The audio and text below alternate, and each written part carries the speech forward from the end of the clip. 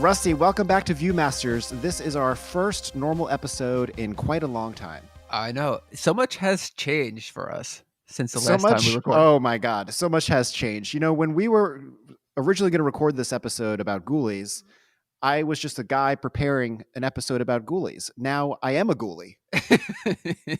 You really nailed that look.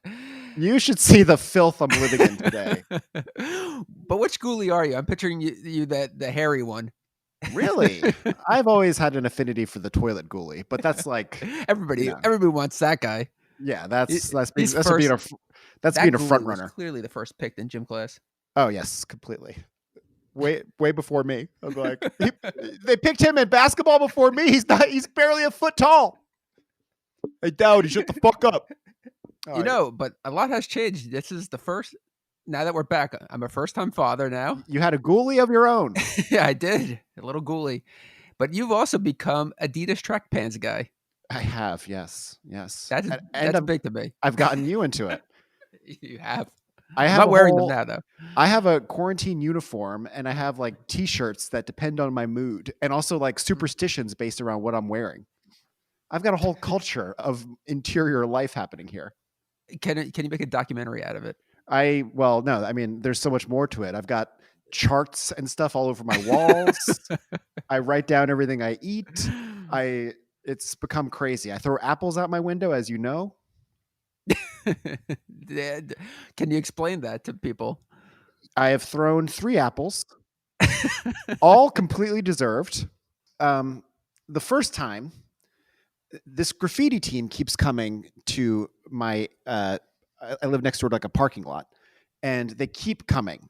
I know them now like better than I know my own family, and I know their dynamics. I know like who each tag is. I see their tags around town, and I'm like, oh, looks like Smock made his way all the way to like the southern tip of the Arts District. And I like these guys. I'm not against graffiti, but I'll tell you one thing I am against. One of the guys, I saw him tagging cars in the parking lot, and I was come on, this is just rude, right? And it's not like he's tagging fucking Teslas. These are normal cars. And I wasn't going to do anything. But I opened up my window, and I did have the apple in my hand. But I wasn't going to do anything. And then I saw him take a can of spray paint and throw it to the side, littering. Wow. The apple left my hand as if by magic. And I'm not sure, because I hit the ground like a coward, but I'm pretty sure I hit him in the head. And he fucking screaming broke out. Apple number 2. Do you have a question? I have so many questions. I don't even know where to begin. But did you since seemed like it was just a reaction that you threw the apple? Did it like process as it was like going downwards? Were you just like, oh shit, I threw that? Yes, but it was.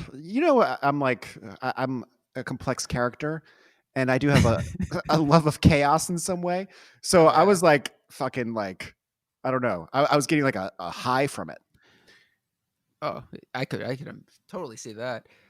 I mean, hey, I've known for years you don't stand for littering, but the graffiti in cars, that's also completely absurd as well. Oh yeah, well that was what pushed me to the edge, and also they deserve like a cantaloupe for that one. Oh yeah, you need to bring out the big fruits. And because the guy Smock, who I believe to be the most talented ringleader guy, he like. I see him come back. I see him. He's got like a nice camera. He takes photos of everything. I see him looking at like a notebook. I see him looking at other people's graffiti and like discussing it. And then this guy is just like an agent of chaos. And it's just, it's fucked up. Apple number 2. Wait, I have one more comment to make. Oh, this is the apple throwing podcast. Go on. I'm sure you inherited some of your dad's characteristics. I could only imagine eventually someday these guys will all be in the apartment with you hanging out. I have thought so many times of going down there and being like, hello, like I'm a writer. Dad would have done. Yeah. I was like, I want to learn your ways. I know all about you guys. Smock, I know that you like the one girl, but she likes the bad boy. I don't like the bad boy. He's tagging the cars. The next movie project, they're all this involved somehow. They're all hired help. I did think to myself, I was like, oh, I wonder if you could do like a TV show about like a graffiti team. And I was like, no one I'm the last guy who should do that. That should be like a young person and like not me type person. But maybe I'll produce it. I just picture like a sitcom kind of thing where you like dress up as trying to be like relatable to them, but it's clearly like you're not one of them, and you be like, guys, I could graffiti too, Oh, and try to join their. I thought about doing that. I'm sure you remember the fake hardcore fanzine that I made. Remember? No, I don't. Maybe I Oh, do. it was called Yo, What's Up, Tough Guy. It was based on like, you're gonna remember this in a second, but it was based on like this kind of these tough guy hardcore fanzines that kind of started bubbling up that were basically like written by illiterate people, and they'd always have a graffiti page, and I had a graffiti page, and you can imagine it looked just like intentionally horrible. But if I tried to make it good, it probably would look just as bad. But you'll remember this now because when I went to go make photocopies of it, we went to Staples on tax day, and the crowd did not appreciate it. They turned on you so quickly. That was scary. I don't think you set that up well enough, but you were making copies, and there was only like 2 or 3 copying machines. Yeah, and a line was forming behind me. It was like April 15th, and people were like, "We need to do this for our taxes," and I'm like, "Hold on, I need to do this fanzine." You're like the reporters that are like wearing a mask now, trying to explain to the people saying, "Open up the country without wearing masks." Like you were that person trying to explain to these people why you needed to make copies, and they were not having it. This brings me perfectly to Apple number 2, Go for because it. there's been a few reopened protests by City Hall. I live right by City Hall. The first one, I heard all this honking, and I was like, "What is this?" And I started walking towards it, of course, wearing a mask. And there was like 10 cars, like just honking and like hanging out their windows with like the signs and like just all like QAnon people and all this shit. And I was so enraged that these people were stopped in traffic, and I just gave them all the finger as I was walking by them. I forgot to tell you that I also left a note on one of their cars, and I filmed it. Yeah, I think I sent you the video of them receiving the note. Yeah. The note said, "Cult scum fucking die." And it was hilarious to watch them get the note and then like look around and be like, because I saw these people get out of their car, they didn't see me at the time. Anyway, so then when they came back, I was already like hyped for warfare, and they all park in my parking lot, and I see them like walking towards City Hall, and I'm like, motherfuckers. So I write another like even crazier note, planning to film the reaction. And I go down, put the note on this guy's car. Then I'm just sitting upstairs, and I'm like, I think I went too far. I think that note was too crazy. I got to go downstairs and get that note back off the car. So I go down, get the note back off the car, and I'm like, I shouldn't, like, I can't do this. Like, who cares about these people? Ignore them. They're just fringe people, whatever. So they all come back, right? And they're right outside my window. And they're all wearing shirts that are like Second Amendment, and they're all drinking beers, and they're like partying. And like, I just see like a procession of fucking freaks who didn't know these people. Like one guy has like a big sandwich board that just says 5G kills, and he's like wearing it. Oh my God. Another guy has like a QAnon, like listen to QAnon, huge flag that he's like waving. And I'm like, I can't fucking believe these people. So I open my window, and I have an apple. I wasn't going to throw it, but then I was like, okay, be smart. Don't throw the apple. And I started walking back across my living room, and I was halfway across the living room, and I just turned and chucked it out the window anyway. And I heard them react to it, so they saw it. They saw it. They saw it coming down. I'm surprised you had the accuracy to throw it and make it out the window. Oh yeah, I'm surprised that it did just smash on the wall. And like when my cleaning lady finally comes back, I'll be like, I'll explain this. Oh, Edward. Oh no, she calls me Eddie. Oh, Eddie. Oh, Eddie. Oh, Eddie. Did I ever tell you that for some reason Maddie told her that she's my cousin? So whenever she's like, "How's your cousin?" I'm like, "My cousin? You don't know my cousin?" Oh yeah, she's good. She's good. What a weird lie. Yeah, it was a really weird lie. And she didn't set it up for me at all, so I kind of had to figure it out on the spot when Clara asked me the first time. Well, she's listening. Please rate and review. Yes. Third apple. Third apple's Third actually the apple. best. I'm sorry this has gone on so long, but this third apple's actually the best one. A motorcycle guy with extremely a loud motorcycle. You know the kind. Yeah, everybody knows that kind. He was just going in circles around my parking lot, just like the slowest circles, revving his motor. Then he stopped and just kept revving the motor. You can imagine it's like rah, rah, rah, rah. And I've been on a bunch of deadlines. Like I've actually had a lot of work to do. So I was just like, I can't fucking believe this. So I'm like, I'm going to throw an apple at this guy, but I wasn't even trying to make contact. Like I just wanted to land it in front of him to send a message like, we can hear you, shut the fuck up. So threw the apple, landed in front of the guy. He goes fucking crazy. And he's like, who the fuck threw the apple? Who the fuck threw the apple?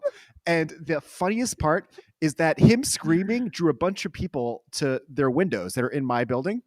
And I hear him go, was it you, motherfucker? And there's a guy like on the floor below me. He's like, what? He's like, you throw that fucking apple? And he's like, what? No. But the then, weird balding guy above me. Quite tragically, there's like if you could imagine, like there's my building, and then there's like another building, it's like a Tetris L. And I didn't notice that he had been revving his engine, I think, for like a romantic interest that was like on my exact eye level across the way. And I see her pointing at me, and I was just like, oh God. Well, I hit the floor and I just crawled away. Oh my God. And that was funny. my third and final apple. Was it scary when she was pointing at you and he was kind of looking around? Oh, it was like in Rear Window when Raymond Burr is looking at Jimmy Stewart. That's exactly how I felt. And I've been building my whole life towards a moment like that, because there's no one who lives more like Jimmy Stewart in Rear Window than me. And both of my legs are fine. That's why you need a ghoulie. That's why you need a ghoulie pal to talk to. I do. I need a friend. You need a friend. Both with the same haircut. Yes, it's too true. Too true. I didn't say which ghoulie though, so interpret it how you like. That's such a funny image. I like that your MO is throwing apples. I almost didn't order more apples because I was like, I can't have these things. These are too dangerous for me to have. What kind of damage can you do with an apple from what floor are you on? The fifth. Not nothing lethal, unfortunately. No. But what's the velocity of it? When it hits the concrete, like the sound it makes, it's almost like a refreshing sound. I think you need to up your game and get some heavier fruit. You know, the funny thing is, I watched the film In the Line of Fire today. That's a weird choice. Well, I'll tell you why I watched it. Because a couple years ago, I had a Bumble date. Actually went well. She came over, and when she was leaving, she went out into my hallway, which is very distinctive looking. And she was like, oh, In the Line of Fire? And I was like, oh, I do think that they shot some scenes here, but I've never seen it since I moved in. Like, I got to watch it. So for years, I've been like, I got to watch it In the Line of Fire. So I watched it today, and there's a scene in an apartment here, just a couple floors below me and like right over from me, where John Malkovich is like being crazy. And I was like, that's me. But the funny thing is, there's an exterior shot of my place, and there's a scene in one of the apartments, but there's no scene in the hallway. So like, I don't know what she was referring to. The whole time I was like, are they going to go back to, I know they're not going back to that location, but maybe they will. Is there going to be a stinger scene? I watched the whole credits. Got to call her up. Got to find out what the hell she was referring to. Ghoulies. So Ghoulies, yeah. Rusty, you mentioned my father earlier. I always associate this movie with my father because this he's the big ghoulie. This movie came out March 2nd, 1985. I'm pretty sure that I was there opening day with my father. Wow. That's big. That's a big event in your life. And I was, as you can imagine, I was the guy who picked the movie. And after the film, my father was like, Edward, that was the worst film I've ever seen. And literally for the rest of his life, like my father was like actually had good taste in movies. So sometimes I try to like talk to him. Like I'd be like, Dad, you like The Forger Blows. Have you ever seen Truffaut's Day for Night? And he's like, I hope it's not as good as that Ghoulies film. And I'm like, I graduated film school. He's like, don't make Ghoulies 2. I'm like, well, they already made Ghoulies 2. Yeah, they Ghoulies go to college. They've gone to college. Actually, Rusty, when we went to Nassau Community College, I think we had a few Ghoulies in our class. A few. The whole campus is full of Ghoulies. That's true. Oh my goodness. That's it was like Charlton Heston. When he When they gets to said the the Ghoulies, when Charlton Heston is on Planet of the Apes and he sees all the humans and he's like, if this is the best this planet has to offer, we'll run this place. yeah. Yeah, when they said Ghoulies went to college, they meant community college at Nassau. That's where they went. Oh boy. Oh boy. For me with Ghoulies, I didn't see it when it first came out. I was a VHS guy for Ghoulies. Did not see it in theaters. What age were you? It probably was 87. When did Critters come out? Because I remember renting Critters and Ghoulies. I'm almost positive Critters came out in 86. 86. Yeah. I think I went through a brief phase of being into like little monsters, especially after like Gremlins. Mm-hmm. And then like Munchies and Hobgoblins or Munchies. whatever, all those like kind of movies. And I would just rent them from the library or the local video store. I think you know this about me, that in my life, like, I sort of think I have good taste, but also I've picked really random bad things to get into at certain points, like the hardcore band Backlash. But for some reason, when I was a little kid, I saw Munchies and I decided, I was like, Munchies is my movie. I'm into Munchie. I'm a Munchies fan. I'm a Munch man. And everyone that would come over, I'd be like, you got to check out Munchies. They love to party. That's like defending Howard the Duck before watching it back then. Yeah. It's weird to me. I never had an interest in seeing Howard the Duck, and I still haven't. I always revisit it, and it doesn't hold up. I mean, it never held up, but it gets like worse each time I revisit it. Oh my God. If you just if we do an episode about Howard the Duck that keeps getting delayed and then you have to see it 10 times, you're really going to be fucked up. You're really going to hate that duck. Well, now for my next pick, next episode, Howard the Duck. Charles Band, who produced this film, his whole philosophy was like kind of corny, fun movies. He actually didn't like violence. Rusty, when I first saw this for this episode of the podcast, which has been delayed, I had quite an experience because I watched this film, and at this time in February, which seems like years ago, I suddenly decided, I was like, I'm going to buy a lot of tickets for things. I'm going to go to a lot of things. I'm going to try to go on dates. I'm going to get out in the world, And this resulted in me going to like a lot of events alone. And so one day I watched Ghoulies, and I had tickets for Hannah Gadsby's new special taping. Did you ever watch that Hannah Gadsby Netflix? No, you mentioned it to me. I haven't watched it. Anyway, so Nanette, that's the famous one. I can't remember what this one was called, but I bet that I'm featured prominently in it because I was sitting on the aisle. The camera came by so many times, and there's one part where she's like going through like, why did you come here? And she's like, I have to know, like, are there any straight guys in the audience? If you're a straight guy, raise your hand. So I did not raise my hand. I knew you wouldn't. So I can only imagine all of my exes watching this on Netflix. If you could see me, all of them just being like, oh yeah, that makes sense. I always knew it. But here's the funny thing. So I sat next to a guy, and he was alone also, older guy. We started talking, and I'm like, you look really familiar to me. And he's an actor. And he was like, I don't know if you know my credits, like, unless you like know the work of Charles Band. And I was like, wow, are you kidding? Because I just watched Ghoulies like an hour ago. He was like, what? Man, me and this guy could not have bonded harder over this experience. Also, he was the male lead in, I think, Friday Part 7 or Friday Part 6. I'm trying to place who you're talking about. Kind of offended he never contacted me after. Oh, you exchanged numbers? Well, I got his number, but I thought maybe he would track me down somehow. So you're at fault here. That's true. That is true. Wait, but he had nothing to do with Ghoulies, right? No, but I think he was in Trancers. He was in something right around the time period of Ghoulies. I've seen Trancers. Wow. Yeah. One of those. Obviously everybody knows the iconic poster for Ghoulies, Hmm. the toilet bowl Ghoulies with the suspenders and shirt. How big was that image? Like everybody seemed to know that image. That poster will outlive us all. Rusty, when the world is destroyed and Yeah. in ruins 2 weeks from now, Yeah. and aliens come down, they're going to think that poster was like a crucial part of our culture. Oh yeah, they're gonna be like, how come they didn't look like this character? Like, well, a few of them did. Look at this Eddie guy. Yeah, what was I saying with that? A lot of them look like him. You know, it's funny. Do you remember when sticker albums were a thing back in the day? Yes, I do. Kids would collect stickers and put them in an album. Our friend Larry had a Ghoulies sticker. I think it was a sticker. It might have been a cutout that he like happened to tape in his sticker album, but it was that image. And I thought that was like the coolest. I always wanted to see that image. It stood out to me. Just seeing that little green monster with his little suspenders on. It's like this guy is hideous and adorable at the same time. I need that. I need that. I have a few facts about the poster. I want to get into that in a second.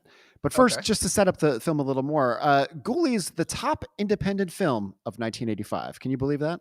I don't believe it. Are you saying that it made more money than Baby: The Secret of the Lost Legend? That movie. Well, I don't know if Baby was independent or not. Maybe that was a Disney film. You know what's crazy to me? Because I just briefly looked up what independent films came out in 1985. Mm-hmm. The fact that it was the top grossing. We had movies like The Stuff, Runaway Train, Nightmare on Elm Street 2, Girls Just Want to Have Fun, Fright Night, After Hours, Return of the Living Dead, Police Academy 2, My Science Project, Teen Wolf, Summer Rental, Once Bitten. Those movies didn't outgross Ghoulies. Ghoulies is better than every single one of them. No, it is not. Now, Don't you dare. You like Fright. I know you like Fright Night more than Ghoulies. Oh, I fucking love Fright Night. Yeah. You know, there's a big myth about this movie, Rusty. And, you know, I hate fake news. I was just talking about QAnon, and I hate fake news. And the myth about this movie is that it was a Gremlins ripoff. The film was actually in production at the same time as Joe Dante's film Gremlins. But halfway through shooting, Ghoulies ran out of money. So that allowed Gremlins to be released first. When you found that out, how enraged were you? What were you doing? I just were you throwing apples everywhere? I was throwing apples at the Washington Post, which I am now banned from the comment section of. Sad but true. Ghoul. Rusty, let me just I got to give a little more background here. A ghoul, Wikipedia describes a ghoul as a hideous monster with a feline head, forked tongue, hairy skin, and deformed legs that resemble the limp and skinny legs of a prematurely born infant. So specific. Wow. Whoever wrote this knew my ex-wife. Dun, dun. Yep. That was you could tell that was a joke that was in the note. It's funny but also horrible is that I didn't know that exact description of a ghoul, and I call Jen a ghoul when she gets up from the couch and goes upstairs. Okay, that's very specific. And little did I know is that it was pretty insulting. Wait, why her going upstairs? What is? Because she's like she just like has woken up from the couch and she's kind of like out of it, kind of like this blubbering up the stairs and she's a little bit hunched over. Her posture's not quite there. So I'm just like, oh, you look like such a ghoul. I think it could apply. A ghoulie means small monster in Persian. I think a ghoul also, I think, refers to grave digging. A grave robber, I believe. Oh, okay. You know, I consider myself an average height monster. What's that in Persian? That is actually a Rusty. Does that mean I should move to Iran now? Yes, you should do it tonight. It's probably a good idea. Jen, I'm sorry. I know you won't understand this, but I just hope that when Nova's old enough, she'll get it. Imagine that Dear John she wakes up to. Okay. I talked to Ed last night. It was determined I am a mid-sized monster or an average-sized monster. I had to go to Iran. Don't worry, Nova. He seems like he just lost his mind, so he's probably naked on the roof. The funny thing, imagine Jen understood. She's like, that makes sense. He did seem like I'm an average-sized monster. Oh, boy. Someday she's dating again, and the guy's like, I gotta ask, what happened to your old husband? She's like, well, it might sound strange. Oh man. Ghoulies, it originated as a one-location horror film. You know, we see this all the time in horror. People, Mhm. it's very, budget friendly to have a one-location horror movie. And I never would have thought of Ghoulies in that way, but it was pitched by Luca Bercovici and his writing Sure. partner Jeffrey Jeevy. Although I bet it's Jeffrey Levy, and I had a typo. They had previously worked on the film Parasite, which for some reason I've also seen as a child. That Demi Moore's in that movie, right? Yes, I believe she is. People are probably thinking you're referring to the the recent Parasite movie. Oh yeah, no, they worked on the film Parasite, and they were like, "We won the Oscar. Well, what's next?" Ghoulies go back to college. That's what's next. Ghoulie We're grad sending them school. back. Uh, Grad school. the Ghoulies get their MFA. What they'll do after, I don't know. Some sad news, though. I got some. Can we get serious for a second? Because I have some sad news. Yeah. Uh, Mhm. some sad news on review aggregator website Rotten Tomatoes. The film Oh, holds a 0% approval rating. based on 11 reviews. Yes. Oh, you have it. You have that same note. I have your note. How Uh, 0%? There's much worse that has a higher rating. I've been involved in worse. That's true. That's true. I think I think only 11 reviews. You're not going to get a great sample from that. Now, That was a serious tone for a moment. Back to what? serious tone. Back to that poster for a second. That famous Okay. poster. Yeah. As you probably know, this wasn't the fact I was going to tell you, but as you probably know, that image became so iconic that they were like, we have to put that in there. So that quick shot of the ghoulie coming out of the toilet, you can see it's like a black background behind him. Like they shot that like months after the film. Yeah. Also, it was revealed in the Toilets to Terror documentary that I watched that the poster designer and Charles Band got together, smoked a lot of weed, and came up with this idea. But the high guy thought that the tagline should be "They'll eat your ass." And Charles Band was like, "It's just too dirty. We need something that's like a little more family friendly." So it became "They'll get you in the end," which is of course brilliant. Yeah, but the ghoulies have nothing to do with ass eating. That doesn't even make sense. Well, yeah, exactly. But the I like it, poster, though. some controversy about the poster. Reportedly, several angry mothers wrote letters to the studio saying their kids were too scared to use the bathroom after seeing the poster. Now, to actually sit down and write a letter, these kids must have been shitting around the house. Yeah, I mean, the parents probably weren't putting them back in diapers at that point. It's just like, you're not wearing diapers again. Just shitting all over the house. Did you, I think we've talked about writing angry letters to places, but Yeah. have you done that? No, I've never written. Oh. It's too much work. By the time you're done, you're kind of over it. Let me just say that when I saw the film Greenberg, I don't know if you remember that movie. No. There's kind of like a recurring motif that Ben Stiller's character is always like, "Dear United Airlines, how you can justify," like, and I was like, "Oh my God, I'm really seeing myself here." But I remember my first angry letter.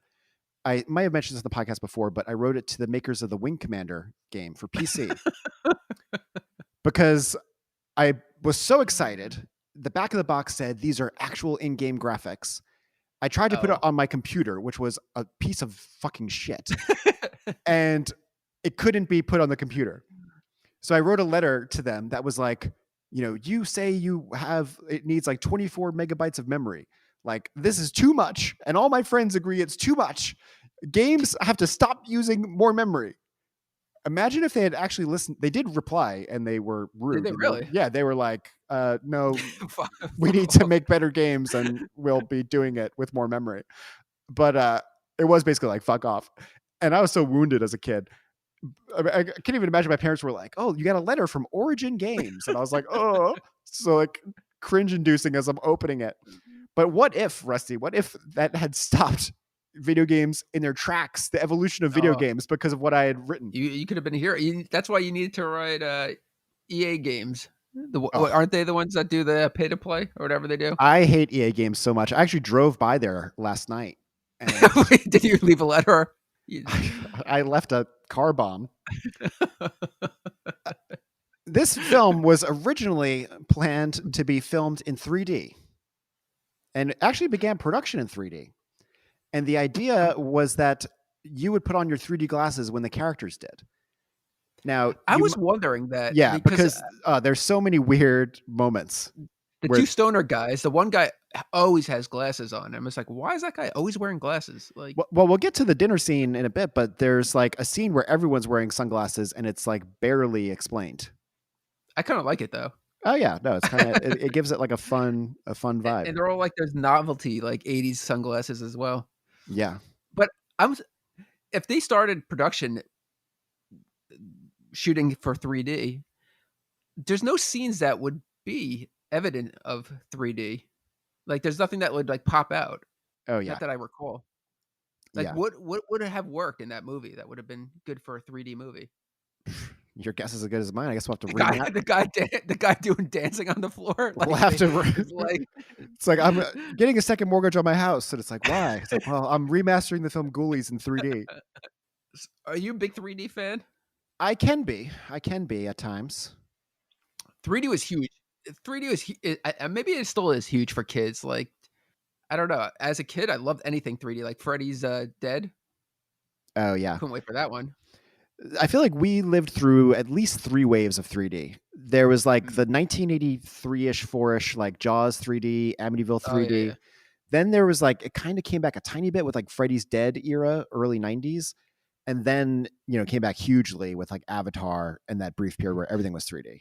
I have this in my notes, but I don't even remember. I said, who was the gaffer on this film? Target? But it does feel like so many scenes are like, this is so brightly lit. It's like everything is lit. Everything is lit. Wow. I waited 3 months for an episode and here they are. They've come back strong. I can't believe this movie was shot in LA. For the longest time, I thought it was shot in Italy. Yeah, I wouldn't. It did have an overseas feel to it because it had a look of like one of those like Fauci films or something. Yeah, exactly. I believe Fulci. I'm thinking of this is what dad brain has. This is what dad brain has. No, that's what quarantine brain has done to you. You're like Dr. Fauci, Dr. Fauci and the gates of hell. Fulci. He wants people to move to a haunted house in the south. He wants spiders coming out of eyeballs.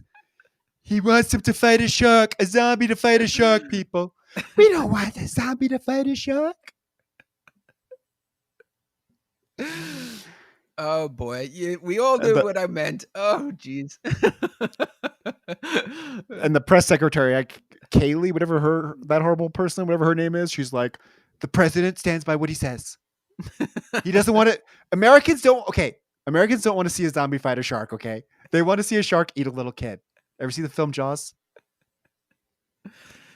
I think that's true. You got a point there. My son is dead. It's over. He's spiraling. So let's get into this film. The ritual, I remember, so the film opens with some really close-up shots of like a ghoulie in like a cage or something. I remember seeing this and being like a little scared. I remember this scene like for the first time. And this is a scene that's taking place in the past where a high priest, it's kind of like a satanic ritual. And the high priest guy really reminded me of Klaus Kinski. He really seemed like the only real actor in this film, didn't he? He had like a certain gravitas that the other people didn't have. He really bothered me though. I hated his look. Oh yeah, I hate his look as well. And he just seems like a bad guy. They did a good job though. Like you said, the opening scene takes place in the past, at least 25 years earlier. Yeah. And it really has that look. Like when you watch horror films from like the 60s, it has the same look as this scene. Yeah, it's really just unpleasant to look at. It really is. Like very set bound in not like a good way. And just like so flatly filmed. Even like the acting is like that dated acting. Well, this whole scene has a very strange vibe. And I feel like I've overused the descriptor gas leak, not ghastly, gas leak. But this really seems like there was like some kind of poisonous fumes being pumped into the set because everyone's energy is so low. They like bring up this baby to be sacrificed, and this lady is like, "No, you said you're not going to kill him." And Is she the mother though of that baby or no? yeah, I think so. Okay. And everyone's moving at like half speed, and it's like, what was the conversation before this ritual in the first place? But he brings the baby to him with like the force. But then this other guy, who's kind of like the Hagrid of the film, like Mhm. carries the baby away, but so slowly. Like the whole Well, thing is like really weird. the guy that carries it away is the narrator, right? Wolfgang? The narrator, yes, the narrator that no one wanted. Well, it was Jack Nance. I guess he's, kind of a legend in the indie Oh world, right? wow, yeah, no, he is a legend. I didn't. The guy from Eraserhead, right? Yeah, yeah, yeah, yeah. So I guess maybe, we got this guy. We gotta use him somehow. Yeah, He's only in, like, a half a scene. that makes more sense now. But it's Oh, a okay. very strange performance. The Ghoulies, so the lady, like, the problem with little monsters is like you got to get down in there with them. You know, Mm, you got to get on their level. It's like with kids, you got to get on their level to like deal with them. So yeah. a lot of times in this film, people are kind of like crouching down unnaturally so the Ghoulies can grab them. And the lady like basically sits down so the Ghoulies can like grab her. Yeah. And very Temple of Doom energy in this scene. Oh, When yeah. that seemed like a direct reference. I gotta say, when the ghoulie, like, does he rip her heart out or something? Like, it looks like it, like, punches through, right? Yeah, and then when this happens, one of the ghoulies covers his eyes, which that was like a great moment. I wish it had a better, like, a better sound effect for its displeasure of witnessing that, but I did kinda like it. Like, it was almost like the ghoulie was relating to the viewer, like, "It's okay to close your Yeah, eyes." It's definitely. I feel like when I saw this as a kid, I remember being scared, but I bet when that ghoulie covered his eyes, I knew it was okay. I do remember the first time seeing Ghoulies being like, as a kid, I was just like, "I could take one of those Ghoulies, there's no way it's gonna hold me down." Oh yeah, Like, they seemed very puppet-like that you could just, like, push it away or kick it or something. but you told me that your baby is Yes. unnaturally strong. It is true. Oh, man, when she's flailing about her new thing her new thing now is because, she's almost 6 weeks old now, is she's very alert now, so she's looking at everything, but as she's Mhm. looking, she's throwing punches, and she's just constantly hitting me in the face, but she also grabs my beard's out of control right now. She grabs my beard and just yanks and doesn't, like, let go, and it's very strong. It's a very strong grip she's got. I was gonna say, don't take this the wrong way, but Jen recently asked me. She said, "Ed, do you think Nova looks more like me or Rusty?" And I said, "Honestly, she looks a bit like Goro from Mortal Kombat." So I think you should enter her in the whatever that tournament was called. Oh, what was that tournament called? But yeah, that's a good idea. Imagine seeing a baby, but like Goro. I just want to know what other how did you lead up to that conversation with Jen? Did she just call you out of the blue? She did. Ed, I'm a bit worried. I have to tell you some things. Yeah, and it was she texted me first and she's like 911 pick up when I call. I was like, "Oh man, this is serious." But anyways, yeah, her strength is crazy. If she keeps progressing at this rate, oh my god. She's gonna have mitts like Andre the Giant. Jeez. Somewhere up there Larry Cohen is like, "I told you so." Oh, is he dead now? I forgot. Was he Yeah, he dead? is dead now. He died No, he was recently, not. right? Yeah, he was not dead during our episode about the stuff, but because Okay. he had that movie "It's Alive," which I've still never seen, Mm. about If the killer baby. I heard he listened to our episode before before he decided to exit this world. He did. That was they. He said, "Take me off life support." This is one of the early ones. It's like I bet they get better, but I don't know. Those Sounds like 19 one-star reviews make a lot of sense.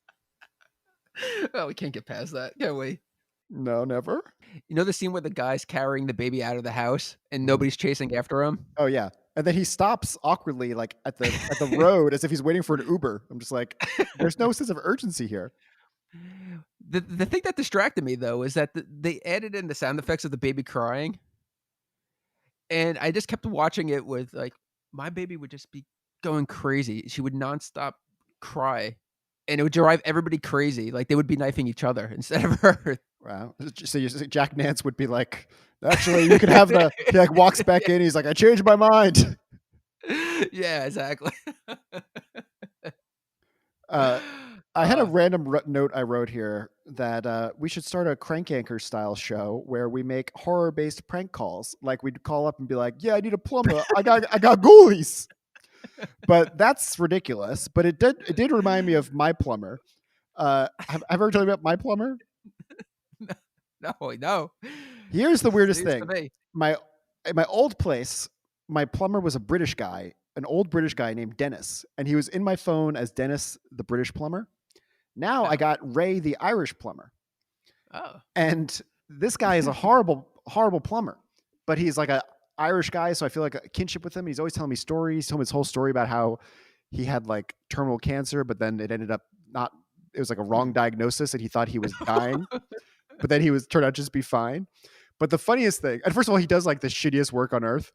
Like I like You can't let him know though. yeah, That's all he I has. can't. The shower handle broke and I bought like a new one and it was ridiculously expensive, but it was because I wanted to keep it the same, like, it's all from the same place. So I was like, I got to replace it with the same place. You know what I'm saying? Mm. Anyway, he was like, Ed, I couldn't get it on there. So you just gotta have to tape it, but the tape's going to be fine. And I'm like, oh, you're going to tape it. Okay. And he's like, the tape's fine. It fucking fell off like the next week. But he was over I here. never heard of a. He was over here right before I went to Scotland to do that music video. And he's like, if you go to Edinburgh Castle, be careful, Ed. There's warlocks there. And I was like, what? And he's like, there's warlocks there. And I was like, what? And he's like, Mel Witches, Ed. And I was like, oh, I know what a warlock is. I just didn't think you were actually saying that. I don't know if I love this guy based on your impression of him, or if I just love your Irish accent. Oh my God. Well, he is a real character. I think I might clog my pipes just to get him back over here. Like, there's nothing I could do. Have you thought about shit in a box, Ed? Who's gonna write the letter for you to the ghoulies that you can't use the toilet anymore? I don't know. I do. I mean, things are crumbling around here. Your place is falling apart. So we go to the credit sequence. Mm-hmm. Classic red type on a black background with a very fun theme by Richard Band. The Can't go wrong with that. interesting thing about Charles Band is that he made all of his movies with his family. And do you know, with the proceeds from Ghoulies, he bought a castle in Italy. His whole family moved there, and they all made the movies in this castle.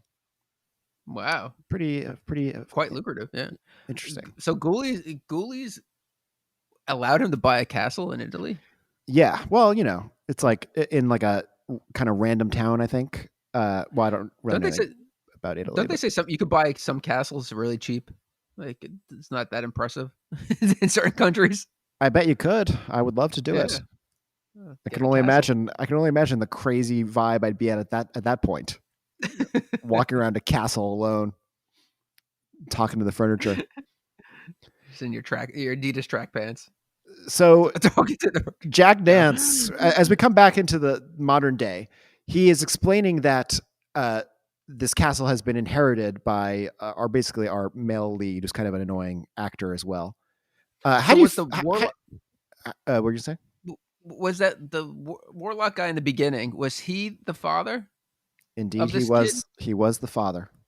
He was. So he wanted to kill his own son, is what we learned in the beginning. He had no fatherly feelings for him throughout the film. No, what a bad father. Oh yeah. How did you feel about the actors in this film overall? Like this younger group that we're meeting? They had an 80s look, which I like, but I would not want to hang out with them. Yeah. Certainly not the lead guy, Jonathan Graves. Yeah. He reminds me, I can't even explain. Never mind. He reminds me of like a off-brand Eric Roberts. Yeah. But more a different actor. I can't remember what his name is, but he was in Lost. Anyway. I was thinking of the guy from Princess Bride, the king guy. I don't recall. But Eric Roberts is good. Thank you.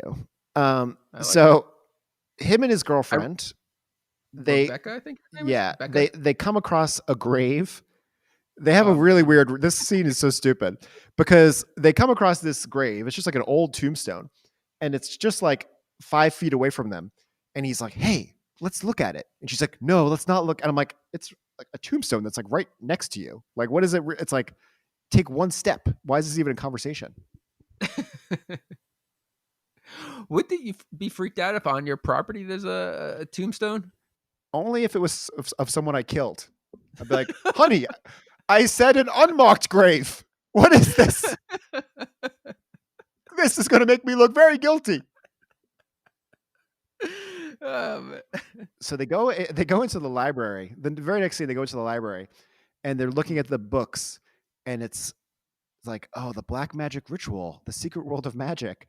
And I was like, if you found this collection, wouldn't you be like, "Oh, sorry, your dad was crazy, I guess." I'm the type of person that would be if I inherited that, everything would just go. I'm just like, get this shit out of here. Starting new. Oh, wow.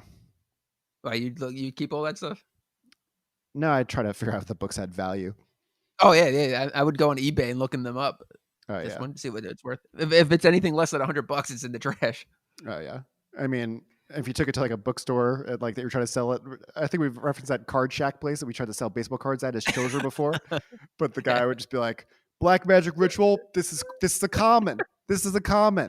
This is $1. You waste my time now, kid." Like, how could that guy have been so rude to a child? Yeah, it's like who put their name on this card in this book? 1984 Robin Yount. I can't do anything with this. Get the fuck out of my fucking store. Robin Yount. He was a Hall of Famer. He couldn't do I've anything with that. I have no idea. Hall of Famer didn't guarantee anything. Good play. What was I just going to say about this scene though? In the next scene, they go into the basement. This basement's going to see a lot of action. This was where the ritual was in the opening scene. Oh, wait, can I just say one thing though? Yeah. Sorry. Anytime. You know what I wonder with this movie? I like that. You know what I like about what I don't get about this movie is that what's the timeline? Like he gets the house, they have a party that night, and then the next night where everything's crazy, or is it like weeks later? It seems like weeks later because Becca goes away and comes back, and he's been working on his stuff. Because it really just has a feeling of the next day. It just like takes place over a weekend. It does, and also feels like I thought that the movie was going to really kick in during the party, but then it kind of like stops and then it starts again, and it's like, I guess we'll have another party.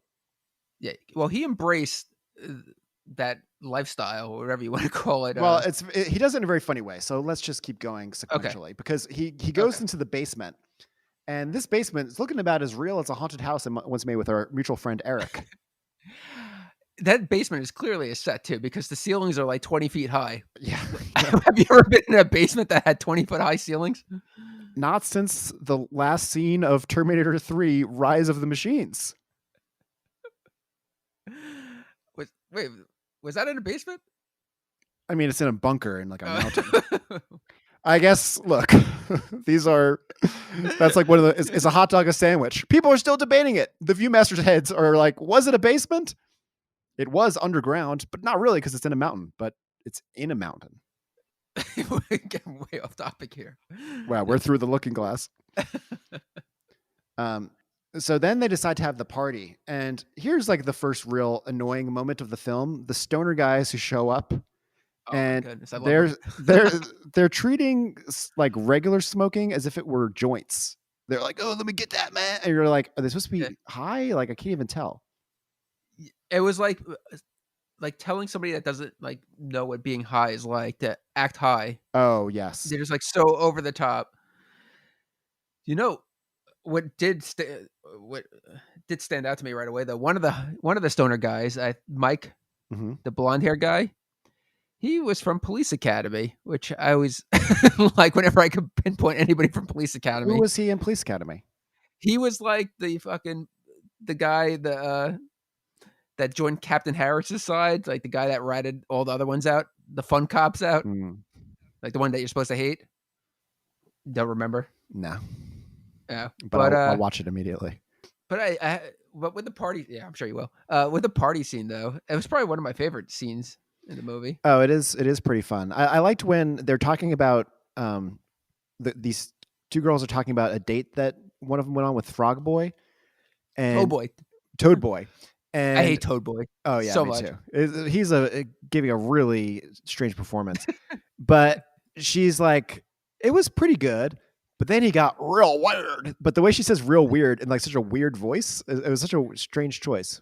Well, our introduction to Toad Boy, he has that line where he's just like, what does he say? Like, need some sweet meats for my tub.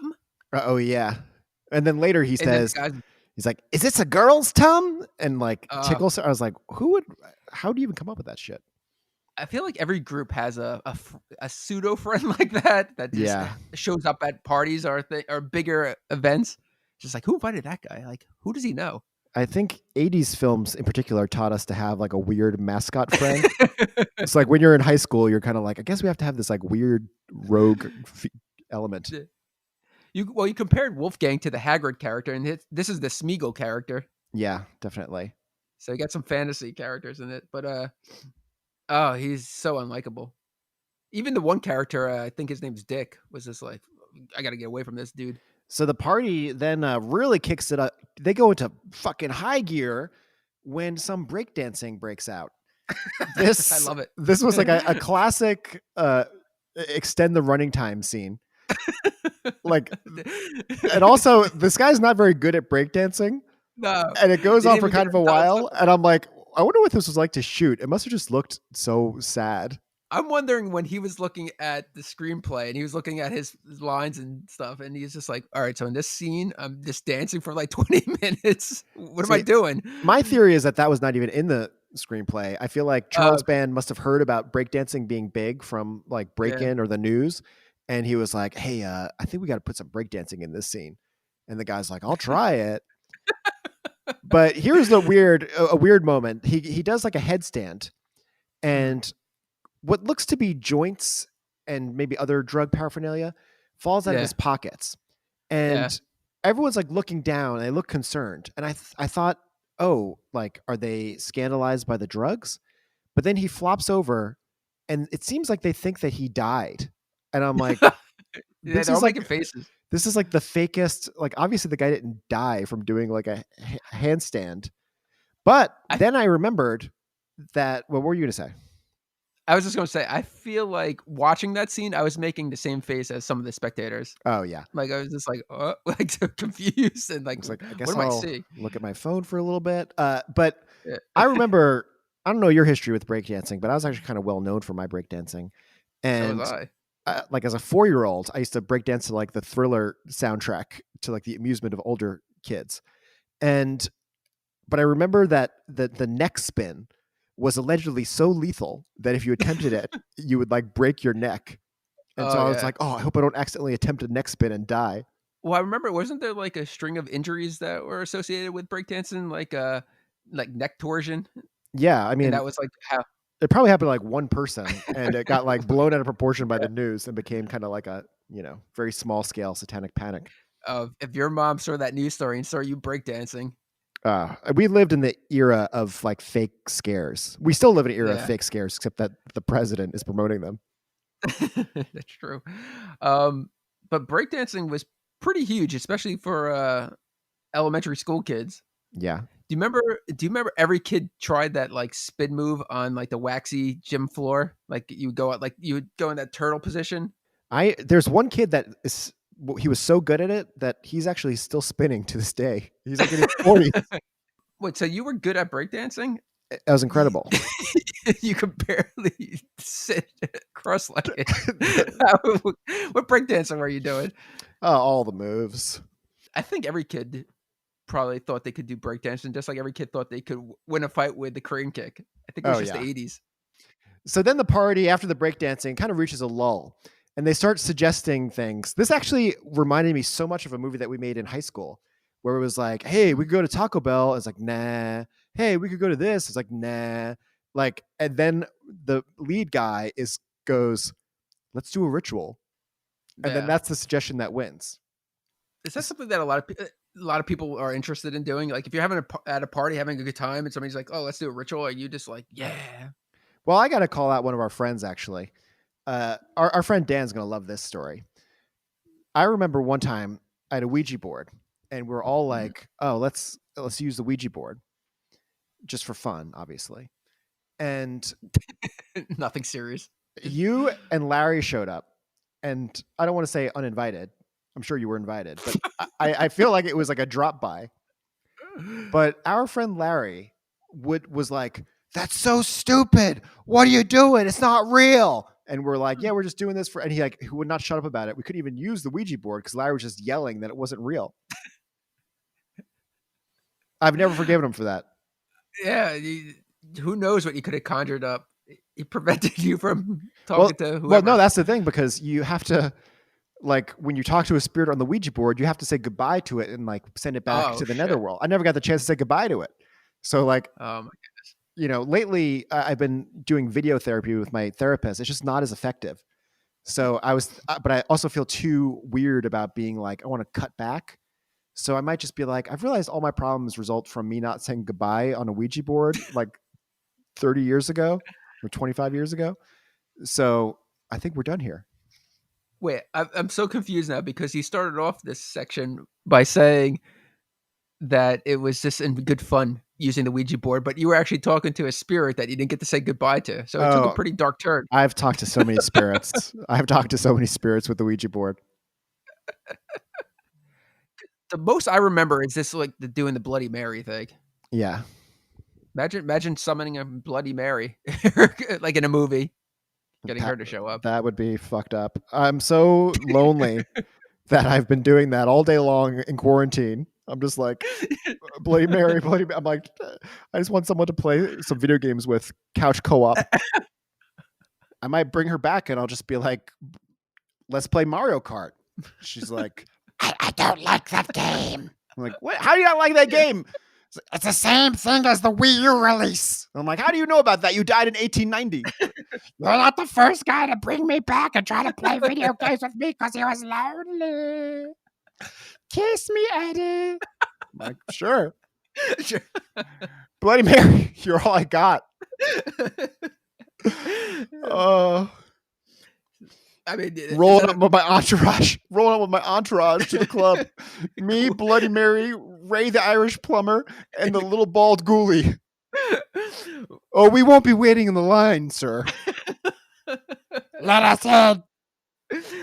Oh man, imagine like a new revamped entourage, but with you and your ghoulie and other friends. That would be amazing. Who wouldn't want to see that? That would be great. I might dedicate my life to learning animation so I could animate that. That is a good idea. How can we make that happen? I need to see that. You and your Are you gonna? What are you doing? You're so money, bro. You're so money. You don't even know it. Thank you. Thank you. Wait, are you going to clubs though with your entourage? What are you doing? Yeah, dude. The hottest clubs in LA. I don't even know what you're doing in the clubs at that point. It's like in the gossip columns. It's like, looks like Bloody Mary got into the nose candy pretty hard last night. She was dancing up a storm. Anyway. Well, shortly after this, they lose track of one of their friends. And this is always happening in horror movies at like a party where they're like, oh, we lost track of Steve. We got to find Steve. But this never happens in real life. Like at your bachelor party, we were never like, we got to find Dan. Where'd Dan go? Was that that was like she just went outside, right? Like yeah. There's nothing. It like didn't make any sense, right? She just disappeared during. Did she get freaked out? I think she just went. Yeah, I guess she did. Was that Mariska Hargitay? Is that how you say her name? Yes, I think it was. That's like the biggest name in this movie, which you would never think by the part she played. Yeah, I forgot. I didn't put that together. So everyone kind of scatters a little bit for this section of the party. And the stoners go to that clown room where there's the clown doll. And when you first spied that clown, how quickly did you think it was going to come into play? I mean, instantly. Anyone would. I think even if I brought Bloody Mary back and there was the first film she saw, she'd be like, "We'll be seeing more of the clown." Isn't that like a Poltergeist ripoff? I'm sure hugely, yeah. Although which one was more scary to you? Because this one had a pretty scary face. It did have a scare. It was a weird kind of like, it kind of looked a little ineptly made. Like it looked like something that our old friend Eric would make.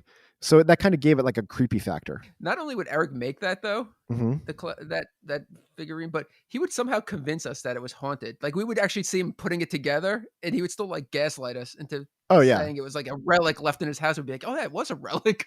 Oh no, the craziest lies. He'd be like, "It came to life last night. It tried to kill me." I'm like, "Oh man." Like totally believe him, yet not like acknowledge the gravity of the situation. It's like, oh, but I guess you can't get rid of it. I read the other day that in Poltergeist, that scene where the clown doll is choking him, like the hydraulic, like accidentally was really choking the kid, and the kid was like, "I can't breathe," and Steven Spielberg at first thought like he was just acting. Here's another. I'll tell you another. Imagine if it killed him. It's like Spielberg's second death in like two movies in 1982. I'll tell you another fun fact. They call him a bozo. Do you know? I don't often see this, but I believe it's true. The origin of the term bozo. I thought you were just going to do a Bozo the Clown thing. No, it's the origin of bozo. I believe that that it's going from origin to believe. It's the because I couldn't really corroborate it, but just say Bozo spectacular. He's spectacular. Like those dunk tank games and carnivals where the person insults you and then you throw the ball, hit the target. Yeah. And it's like that person who insults you is supposed to be called a bozo. That's what a bozo is. Do you remember when we went to the Nassau Coliseum Fair? I think it was. Yeah. Years ago, when they had one of those dunk tanks where the person was insulting people in the crowd. And remember, like people would get like Long Island, like macho guys would get like offended by it. Like, I have to dunk this guy right now. Yeah, they were like, "Let's fucking go! Let's fucking go!" Then like, that's part of the thing. They would just be like, "It was like such like, hey, you in the Yankee hat, Yankee suck." It was like, what? Me? Fuck this dude. It's going down now. I'm gonna fuck him up and that was such a weird, scary fair. It was like Long Island meets like State Fair, which we didn't really experience in our youth. It was like the Funhouse movie with everybody with this looked like the Frankenstein guy walking around. Yeah, that's how I remember it. Yeah. The weirdest thing about that, we saw a girl that we went to school with getting her palm read at one of those people, the palm readers that like in the middle of the fair. Oh God. We're just like, oh, don't tell me she believes that. It probably changed the whole course of her life. Yeah, they had the freak shows too, which I think we did a lot of those. We did. I don't feel great about that. I think we justified it as we were helping them. Like, I don't like. Yeah. I don't know. It was a little too visceral. I mean, there's the ones that were like clearly fake, like the snake lady and stuff. That what? Was like, what? How dare you? But but then there's the ones that were like, just like a really little person or. Yeah, you're Tiny like, Tasha. and they look like they're in like a cage. It's like that's felt so old world looking back on it. Like I feel like you would never see that in the modern era. I think Dan and I went up to see Tiny Tasha, which they said the smallest woman alive, and she was clearly like maybe 3 feet, not the smallest, but she really looked sad and desperate, like she was trying to like blink. Help me, like Morse code. I don't know. I have the vaguest memory that she had like a card that you would buy, and you guys like bought her bought card. It. Yeah, I did. Yeah, and it's autographed too. So, oh my God, how much is that? Check eBay. Tragically, it'd be like, oh, only the ones that are graded are worth money. It's like that guy that you used to see of like infomercials like Gem and 10 people, Tiny Tasha, limited edition people. Remember that guy? Oh, of course I remember that guy. Gem and 10. If it wasn't Gem and 10, you had shit. What a bleak vision of the world that would be. Oh, just the bearded lady. Ooh, this is people, come on, 1 of 50. Oh. What are we doing? I don't know. Where are we? So the next morning, he sends away his girlfriend because he wants to get more serious about summoning goblins, basically. This is fucked up because this is actually, I could see myself doing this. Sending away like my love interest to like focus on summoning little goblin babies who wear suspenders. Honey, it's not you, it's me. It's just me and the ghoulies now. I just got to go home and be with my ghoulies. And then I get home and I'm like, oh, I'm so alone. Not for nothing though. The Ghoulies would be pretty cool to hang out with. Oh yeah. Oh my god. I feel like Ghoulies is like a metaphor for like growing up with your buds. Like you're just hanging out with your old buds again. Yeah. I wish I could get like a realistic looking ghoulie and bring it to the dog park and like try to convince people it's like actually my pet. And people be like, you won't believe what the fuck I saw today at the dog park. It was wearing clothes. It was wearing clothes. It was green. Wait, none of the Ghoulies actually wore clothes, right? Only in the promotional art. What did the Ghoulies do? Like they weren't allowed to be seen. That was yeah. They were like worthless minions. Like they didn't do anything, right? Well, let's get to that in a second because that was a funny scene. I just heard my toilet exploding. Very fitting for this episode. Oh God, Ray, the Irish plumber, would just be like, "Oh, right, hey, that's fine. That's fine. Little monsters come out of your toilet all the time. There's nothing for me to fix here. That's fine. You don't worry about that little bald guy. He's a nice little guy. He's gonna join your entourage. Me, him, and Bloody Mary." He's in. I like that he's suggesting it to you. Raise him. I know. You don't have to set it up for him. You don't have to explain to Ray. Hear me out on this. Bloody Mary, one of the Ghoulies. But before, when I was mentioning about his drinking story, he was like, "Ed, I quit the drink. I quit it.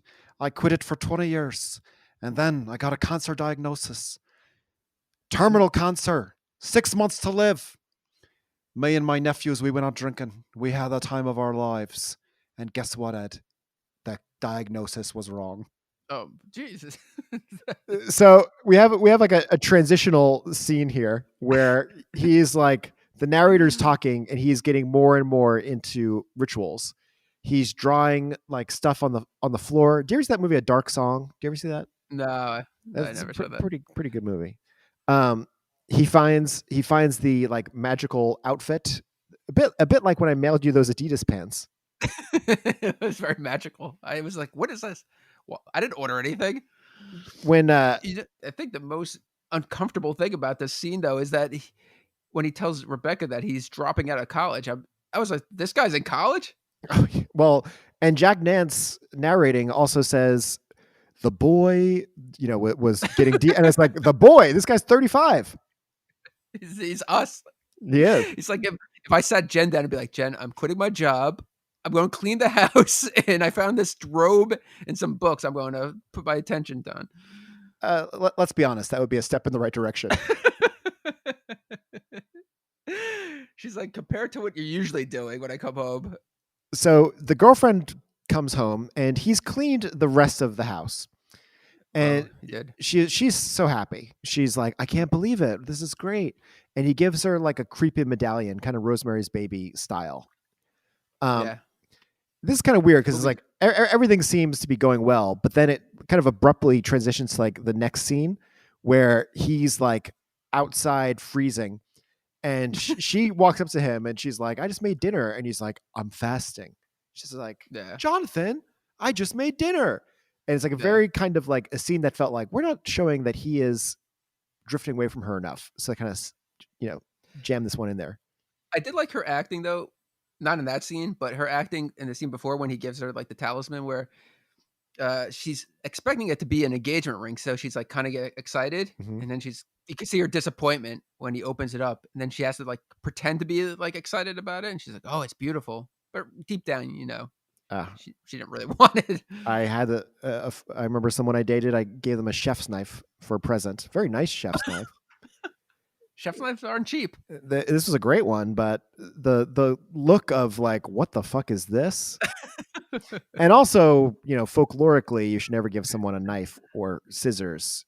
It will lead to the severing of the relationship, which it shortly did later.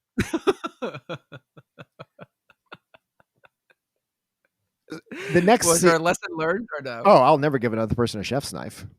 Would you ever give one to your ghoulie? I don't know. I'd give them all kinds of weapons.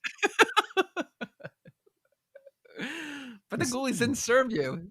No, they would. And with an AK-47, I can only imagine the kind of damage they would do. One's got a bazooka. The other one's got like 2 machetes.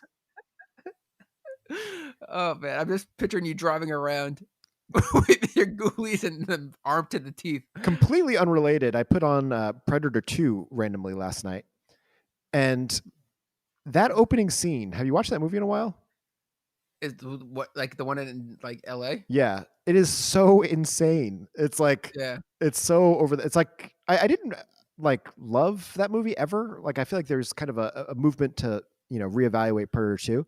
But this time I watched it, I was like, oh, I kind of get it. It's kind of like a RoboCop, more of like a satire, like way over the top situation. I think we really grew up believing that L.A. was this war zone. And it is. No, not really, but I have seen a lot of shit. Yeah. And that whole scene is like just like a few blocks away from me. So I was just like, oh man, some of these bullets are gonna you gotta get in your Predator outfit. some of these bullets are gonna break my window. The next scene is a huge one. He is by the fountain and he's got this trident and he's wearing the outfit. Man, this trident he has, I thought my whole adult life would be about weird spears like this. Just waiting for your turn. You're like, I'm 16 now. Is it my turn? And I don't know if you caught this little movie connection, but he calls on Payman to help him and give him the power. And Payman was the same demon from Hereditary. So a little cinematic connection. These might be in the same universe. But is it a real demon in real life? Like, is it? Yeah, it's like from a real kind of folkloric thing. Yeah. The spells he did. You didn't do much research on that, did you? You only got the. The spells that he did in this scene. He says, empowered by the force of the greatest power. And it really reminded me of a spell you would do as a child, where you're just like, bring me the power of all the power. It was like, yeah, that's what they were teaching us in He-Man. That is true. Do you know that He-Man was part of the Satanic Panic? People thought He-Man was fucking satanic. Really? Poor He-Man. Yeah, I know. So everything. Parrots in the 80s, man. Oh, jeez. It makes me sick. We gotta go back and stop all the parrots. All right. He summons a ghoulie, and he's so unfazed by this first ghoulie he summons. And you were mentioning before, the weird thing is like he summons the ghoulie, and then he's like, you may roam the grounds, but like stay invisible to all but me. Understand? And then he just like walks off. I'm like, if I summoned a ghoulie, I'd hang out with it for at least 10 minutes. I feel like the ghoulies just arrive and they're there to serve him. He's such a dick to them. Yeah, he really is. Like, you should become a dick over time. Start off with like, oh, it's good to see you. Like, this is gonna be great. Oh, it's like any new relationship. There's got to be the honeymoon period. Like he's not even impressed by what happened. Well, he's fasting, so he got cut. He lost that weight. But this was great. He does this in the basement, and he makes it rain in the basement. How sick would Jen get of that power if you had it? Rusty, you made it rain in the basement again? Like, I put up with all the toys from your childhood that you have in the basement, but raining again? And so he makes it rain in the basement. He's holding a trident. He's wearing like a satanic priest robe. He's covered in water. And then his girlfriend comes downstairs and he's like, oh, you're home early. It's like the most unintentionally comic thing ever. And she says, please tell me what's going on here. And he doesn't really reply. And then she's like, oh, I get it. And I'm like, what do you get? He's holding a spear, soaking wet, wearing like a satanic robe. Yeah, like, I don't know what appeal this guy has there that she's sticking around. And plus, he's clearly like lost it. Oh, yeah. I mean, I feel like if you came home and Jen was doing that, you'd be like, okay, first put down the spear. Secondly, we're going to call your family. We're going to call like mental health. Although, see, he could have teased her a little bit with like, I'm developing some powers here. It will help us. Yeah, exactly. I'd be like, I'm listening. All right, what do you got? What do you got cooking? The next scene, like, he's not even charming though. If that was my partner, like, what are you sticking around for? Yeah, he's barely responding. You know, he's not really selling it at all. I kind of hate him too. Yeah, I hate him hugely. You know what I really hated though? When he had like the glowing eyes. The contacts were never set in right. So like one pupil would be going one way and the other would be the other way. I'm just like, this guy's just hideous to look at. I just want to slap him. But you keep getting ahead of ourselves because there's a great moment where she's like, what happened to your eyes? And he's like, it's a symbol of power. but they're so wonky. They're so clearly wonky that it's like, well, you're not excelling at this. But Rusty, I got to tell you about the part I hated the most. Oh no. What did he hit? She goes upstairs and he follows her. She's doing angry cooking. You see this a lot in movies, but has barely happened to me in my life.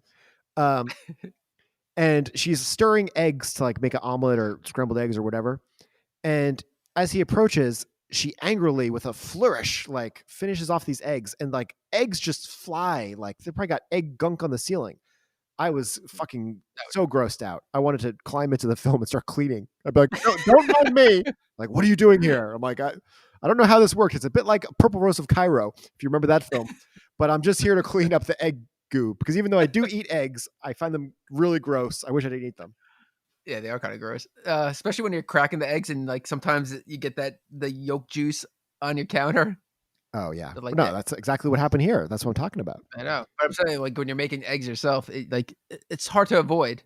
Have I ever told you about or mentioned on? Because I always think about this. One time, Maddie was eating eggs, and she's like eating, and every time she takes a bite, she's like reaching into her mouth and like taking stuff out. And I'm like, "What are you doing?" And she's like, "Oh, it's the eggshell." I'm like, "What is this? Fucking, we need to talk about Kevin." Have you ever seen that in that movie? Tilda Swinton like makes an omelet or eggs or something and gets a lot of eggshells in it, but she's like lost like the will to live basically. So she's eating eggs with the eggshells in it. I feel like throwing up right now. And but I was like, you do know that the goal is to not eat the eggshells. Is she just unaware that when she's cracking the egg, that eggshells are falling in?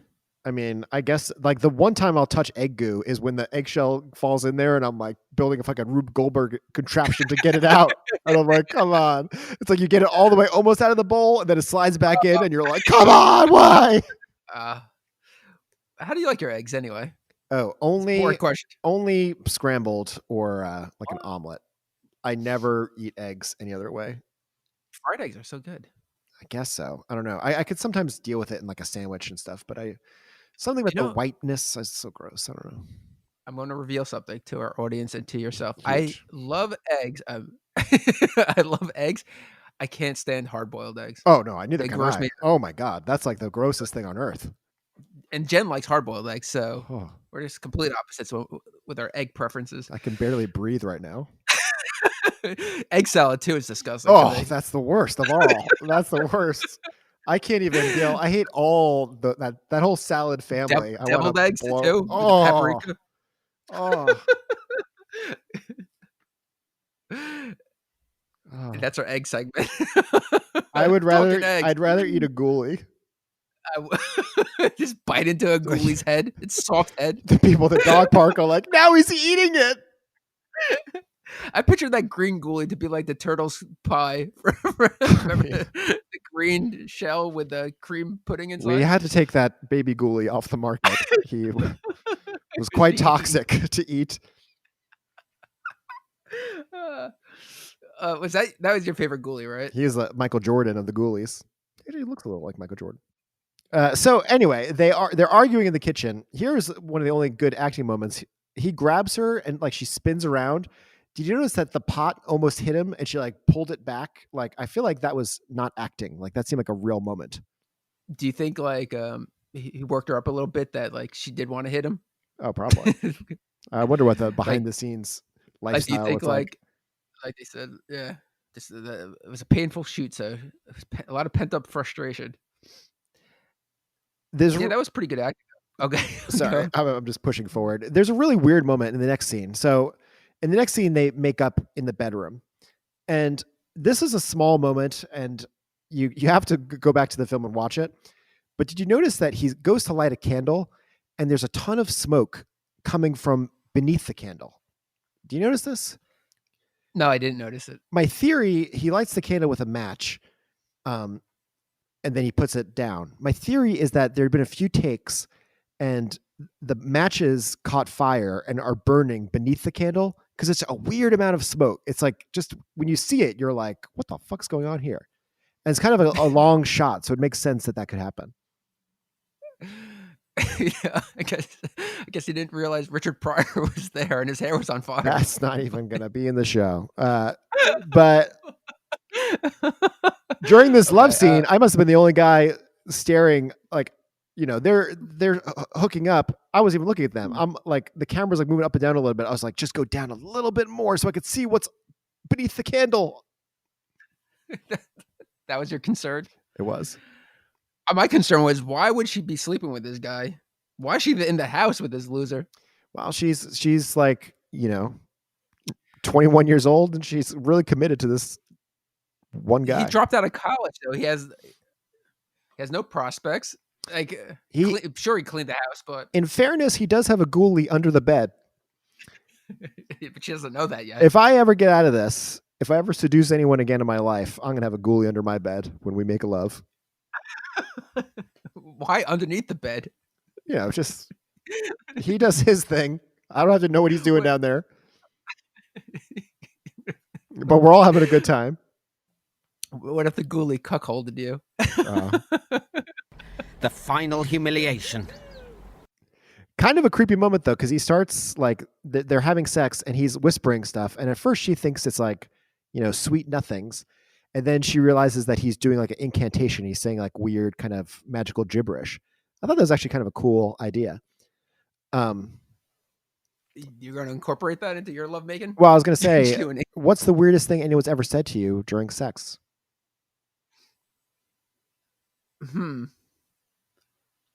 I don't know. Do you have something? No, I'm the one saying the weird shit, but nothing sexual. Just like when my mind has wandered, I'm just like, what do you think? It is weird during sex when you get a very random thought in your head and you can't get it out. Oh yeah. And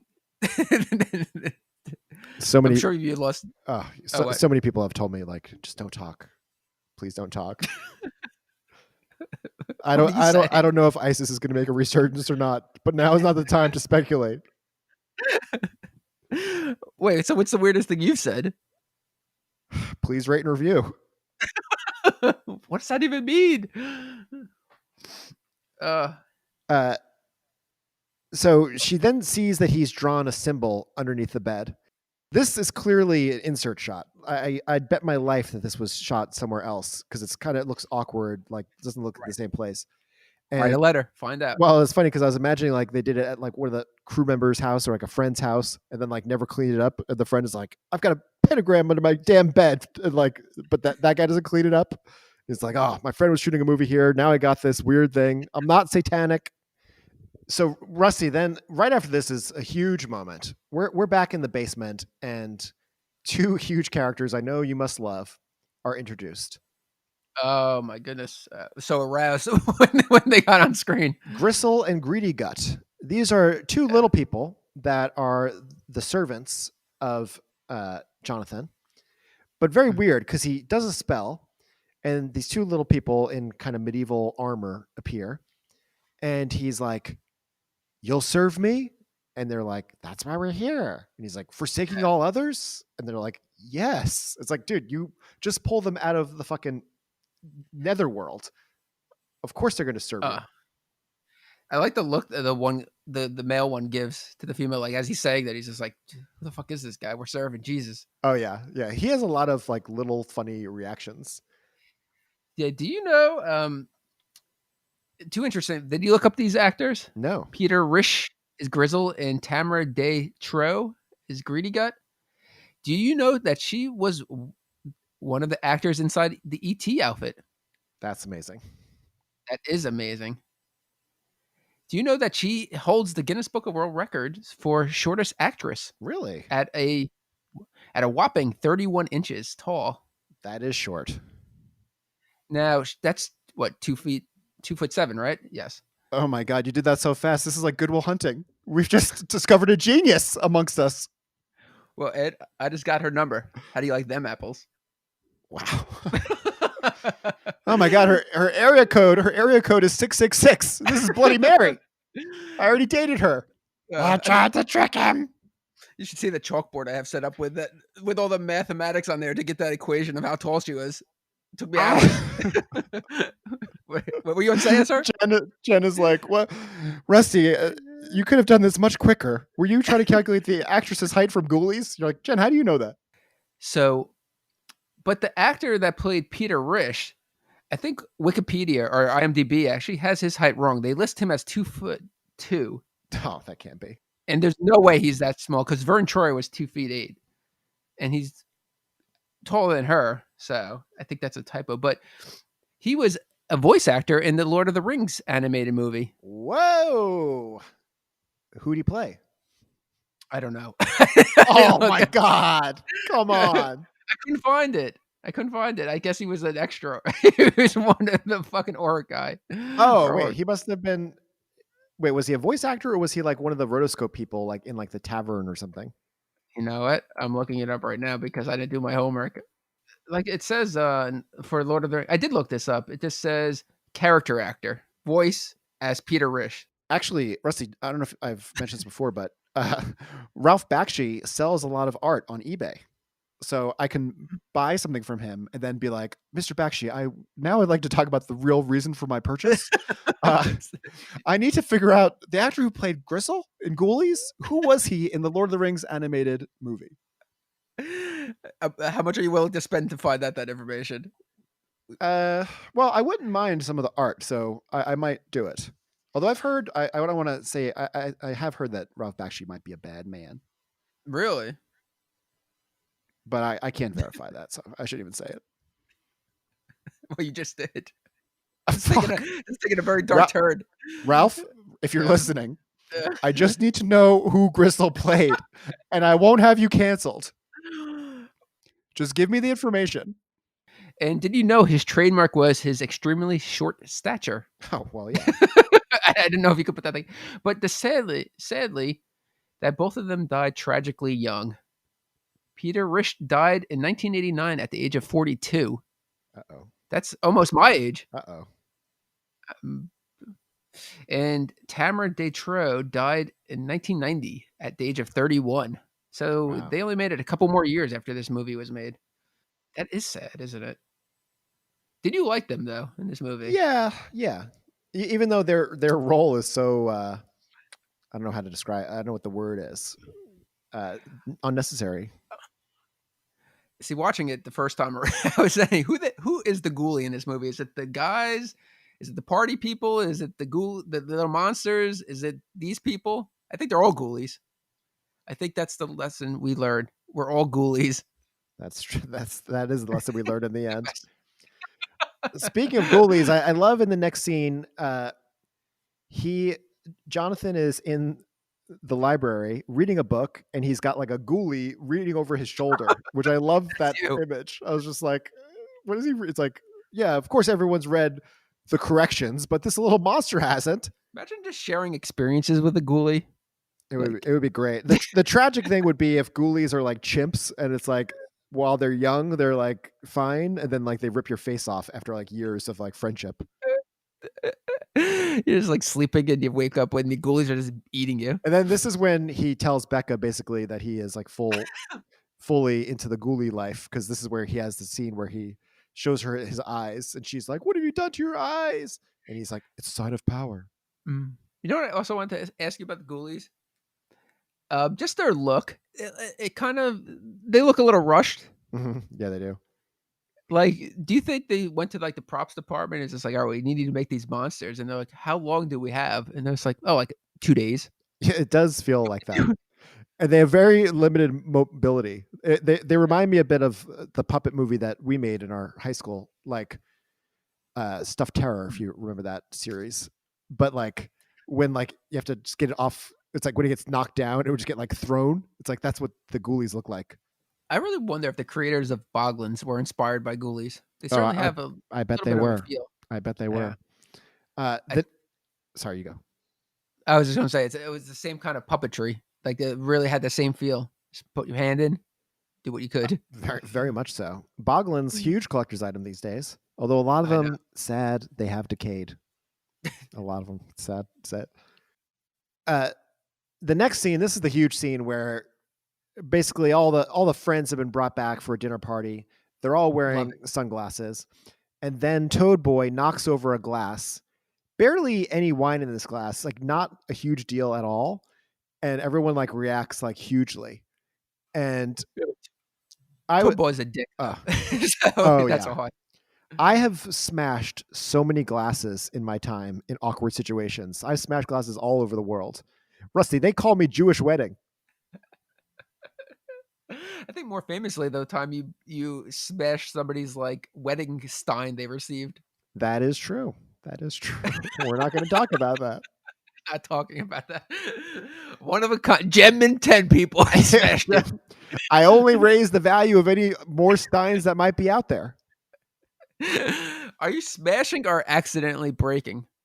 Accidentally breaking. Well, I've done my share of smashing, but I recently, for whatever reason, I was upstairs. It's like a loft upstairs, and I put all of my kind of like, it was like a weekend day where I don't do very much and like just watch TV, and I had all my kind of plates and glasses. I put them like on like the edge of the stairs, and then when I was when I was heading downstairs for the night at like 3 a.m., I booted a glass so far and I just yelled, "No!" My neighbors must have thought I was getting murdered, and it just fucking shattered. And I was like, come on. And I was like, I don't feel like sweeping up a glass right now.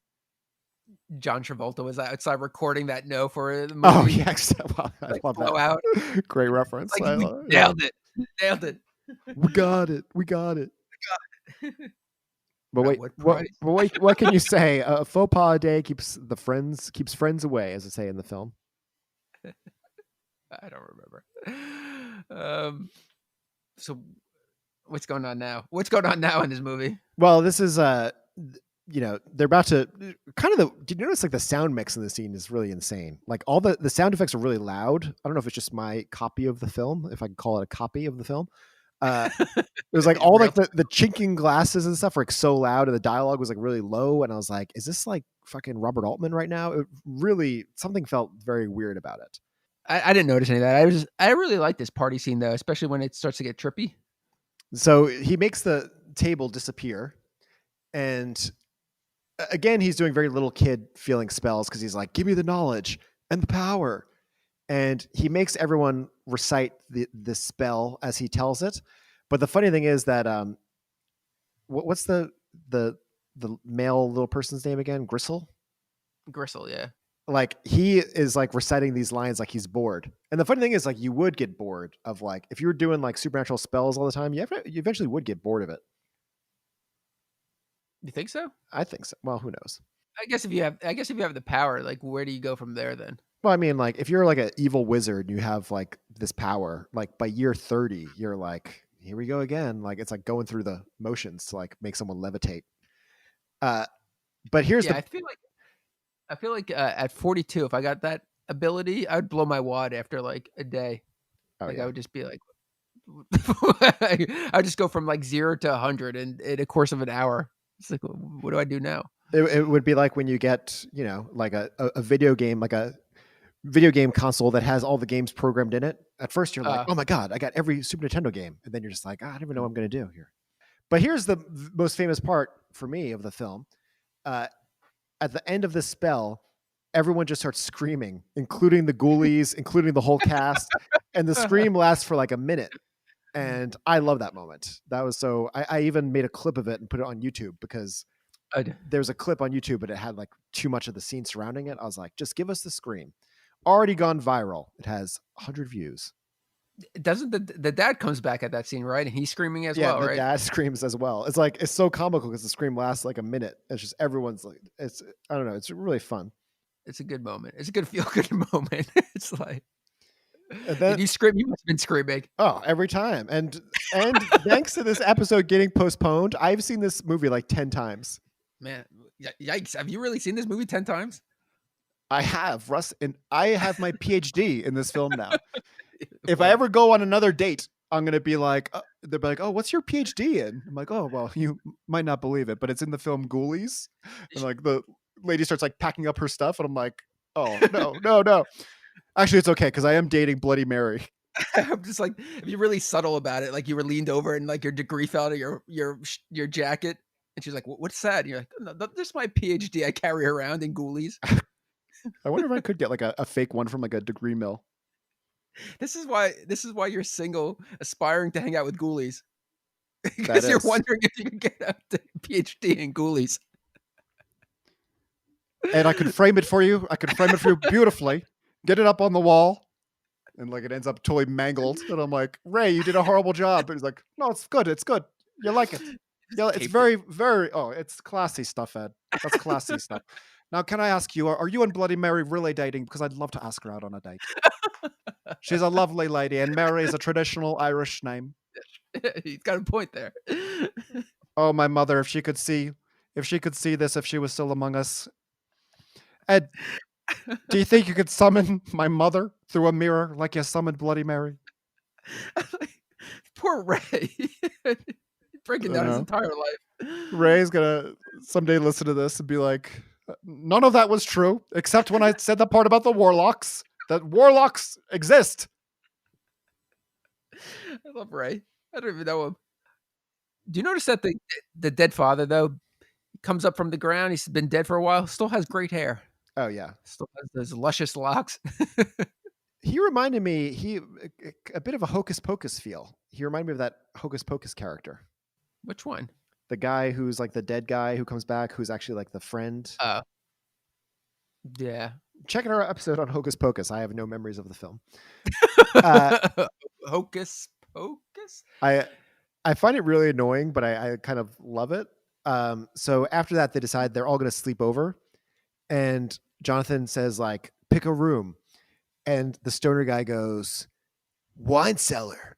Yeah. And then the other guy goes, oh, yeah, you're a madman. But it's just like the way he delivers the line is just so shitty. It was just like, but I kind of love it. I didn't get what angle their characters were played. Like, oh, me either. Is that cool? Like to hang out in the wine cellar? They didn't even hang out in the wine cellar anyway. But I mean, also it's like he's gonna sleep in the wine cellar. It's like the party's over. Like, is the implication he's just gonna drink himself to death down there? Like when everyone else is asleep. Wine is one of those things that you can't just chug either. You're not going in a wine cellar and just chugging. I don't know. Like this guy doesn't know how to play like a stoner. Does he know how to play like a drinker? Yeah, no, it does. That is exactly. It feels like written by someone who has never done any of those things. Is this? Did these characters though have free will? Like that they stayed the night, or could they have left? Well, that's a larger philosophical question. Do any of us? No, I think they could have left, but I think they're all, at this point they have no reason to suspect that little bald goblins are going to be coming for them. Oh, but they still saw the table disappear, and they saw like the rooms kind of shift around. Oh yeah, I think he's in there. None of that. He's in their mind a bit, I think. Yeah, obviously, like Rebecca's under a spell, but the other ones, like, I just don't know. Like, it seems like once like the party dies down and they're off in their own rooms doing their own thing, like it's just normal life for them again. It's like, oh, we're just hanging out at this nice pad. I don't know. Things get a little crazy here. Oh, this is where like basically everyone kind of splits up so they can have their little side adventures. And the dad, he goes to the fountain. He sees two of the swimming baby baldies. I'm looking at your notes right now. You wrote that. Yeah, swimming baby baldies. That's the toilet guy. Those are the stars of the film. But romance is breaking out all over the place. This is where Toad Boy is trying to seduce the girl. The scene right after, they go to the fountain, and he does like, is that a little girl's tum? And the baldies attack them. The Tad guy, I love. He just comes inside the house and just screams. Like no attempt at stealth. Not that anyone hears him, but no attempt at stealth. No anything. He just comes in and screams. Missed opportunity. Been dead for a while. He could have said, "Honey, I'm home." That would have been great. So you wanted more comedy from him. You wanted a good line. I don't know what I want anymore. And then Dick comes downstairs. We've barely mentioned this guy, but he's kind of like the dumb jock kind of. He feels like Crispin Glover meets like Quentin Tarantino meets like a Freddie Prinze Jr. type guy. I think if you smash those atoms together, you get this guy. And he's your typical like skeevy character. Yeah. he comes downstairs and the dad is transformed into like a sexy witch. And when I was younger, I really thought this was going to happen to me.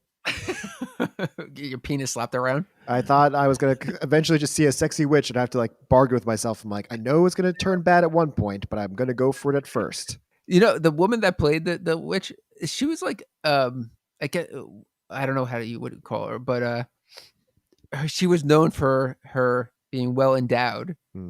So that was her roles that she got, but she didn't really use that in that asset in this movie. I can't remember if this is rated R or not. Does she show her boobs? No, there was no nudity.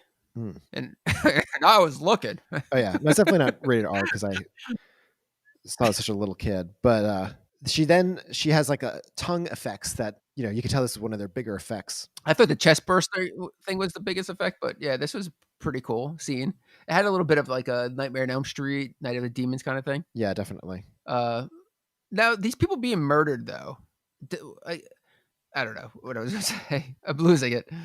Well, yeah, but were you going to say that they then end up alive at the end, or? I don't want to jump ahead, so yeah. So then our next pseudo killing, the stoner guy comes into the clown room and he sees his other stoner friend, and it looks like he's smoking weed, and he's like, "Don't bogart that joint, dude!" And then Gristle and Greedy Gut turn around, and we realize that they've been standing on each other's shoulders wearing a trench coat. What was the conversation that hatched this scheme? I'd like to know. And Gristle reluctantly throws a ghoulie at him. yeah. And Gristle now says that he's like, I don't want to kill. I can't kill. And it's like, Gristle, you guys have been in the netherworld for however many years. You haven't like discussed like what might come up. I don't know. Maybe once they got back to Earth, like it changed them. Wait, but if they were standing on each other's shoulders, there's no way they would have been like 6 feet tall. If one's 2'2" and the other one's 2'7", you still have a small person on your hands there. You should add that to the IMDb goofs. That's like I finally watched Annihilation the other day. I saw a boom mic and I went to IMDb goofs. Really? Yeah, and I was like, no one saw that. I was like, it's really quick. I was like, this is my chance to make a mark on the film. That's TV shows, that's common, but movies? Yeah. Wow. Especially present day movies. I mean, especially Annihilation, where it's like, so much attention and care went into it. I might do that. I might edit IMDb and add that as a goof. You better not add that that's my goof, because I'm going to start listing my credits. It'll be like, whatever I've done, and then Annihilation in there. And it'll be like, yeah, technically I did contribute to the IMDb page, so I am kind of involved in the film. You could contribute to Ghoulies if you want. You could take that. Now kind of the biggest of all these individual scenes is the clown attacks the girl. And this is a pretty fun sequence. And then the clown knocks her down and she's like, oh my God, and slime, Rusty, starts coming out of the clown's eyes. And you're like, that would have freaked me out as a kid. This was kind of freaky. We're not in Kansas anymore, people. No. A giant demonic hand comes out of the thing. And this is the big bopper. This is the big bopper ghoulie. Hello, baby. Yeah. Like, when the ghoulies first met Jonathan, they must have been like, there's actually one of us that's like 5 feet tall. You'll see him later, master. It's just like Killer Clowns, the one big killer clown thing. Oh, like the giant one. You haven't seen anything until you've seen the big ghoulie. That's so true. Now, would that technically be a ghoulie, though? Because you said ghoulie in Persian means little monster. Yeah. He says, like, don't call me a ghoulie. It's like a whole thing. It's a super ghoulie. It's a hugie. Yeah, super ghoulie. It's a hugie. And everything just starts going crazy here because the dad says, come to me, my children. And this is where we get the famous ghoulie popping out of the toilet. Yeah. As I said earlier, you could totally tell that it's shot like outside the realm of the shoot. And we're going to get to the end of this, Rusty. We're going to get hugely to the end of this.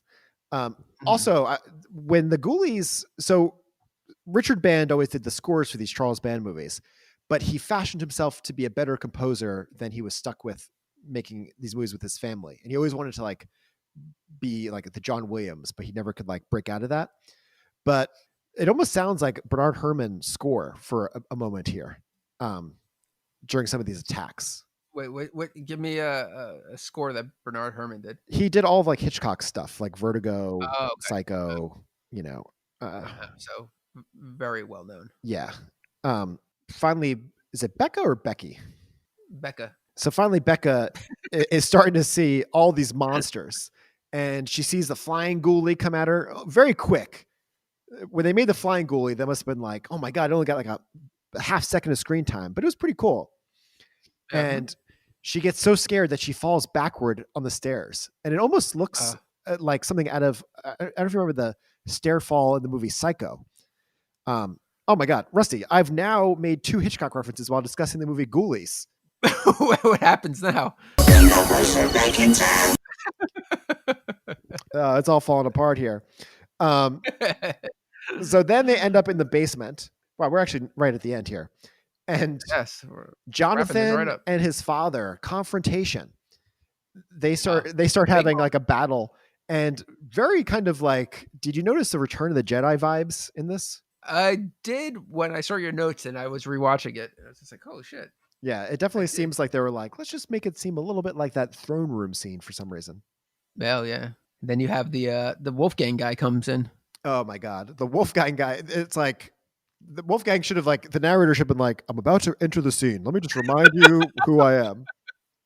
That would have been really good if he did. Imagine that. Wait, but before that even happens, the dad is trying to get the son to like join him, you know, kind of emperor style, and then he says, but he wants his youth. He says, "Kiss me, my son, kiss me. Let me drain the light from your lips." Yikes! Yeah, what does that mean? Were they really going to rule father and son, or was he just using them? No, he wanted to suck his youth out of him. I know, but what would have happened to the son then? Would he have been? The son would have become old. I don't know. Maybe that's how you get a ghoulie, though. Maybe once you suck the life force out of someone, you get a ghoulie. Ooh, now I have something to do tonight. So then Jack Nance comes back in, and he's like, "You will not have the boy's life." Full circle. Full circle. Solid storytelling. They have, you know what's pathetic? I realized about this. So Jack Nance, the narrator, is like the good wizard, basically. And the dad is like an evil wizard, obviously.